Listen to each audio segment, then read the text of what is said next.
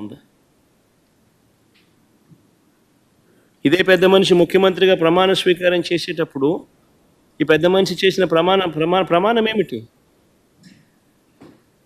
పక్షపాతానికి, రాగద్వేషాలకు అతీతంగా పరిపాలన చేస్తాను అని చెప్పి రాజ్యాంగబద్ధంగా ఈ మనిషి ప్రమాణం చేశాడు.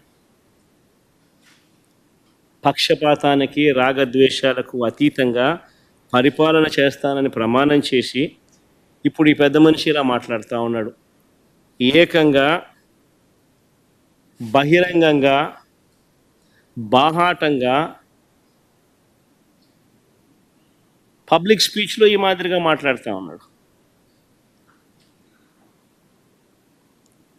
మరి ఈ మనిషి మీద ఎవరైనా జడ్జిలు కానీ ఆయన మాటలు, నా మాటలు ఎవరైనా జడ్జిలు వింటున్నా కానీ, అది గవర్నర్ గారైనా కానీ నా మాటలు ఆయన మాటలు ఎవరైనా కానీ విన్నా కానీ, అసలు ఇలాంటి వ్యక్తిని ఒక్క నిమిషమైనా ముఖ్యమంత్రి స్థానంలో కొనసాగించడం ధర్మమేనా?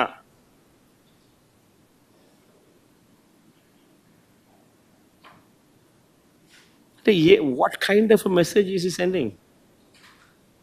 ఏ రకమైన మాటలు మాట్లాడుతూ ఉన్నాడు ఈ మనిషి?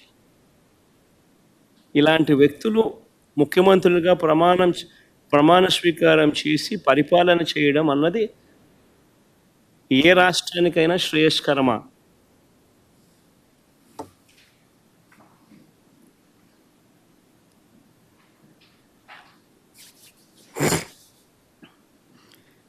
ఇక పెన్షన్ల విషయానికి వద్దాం.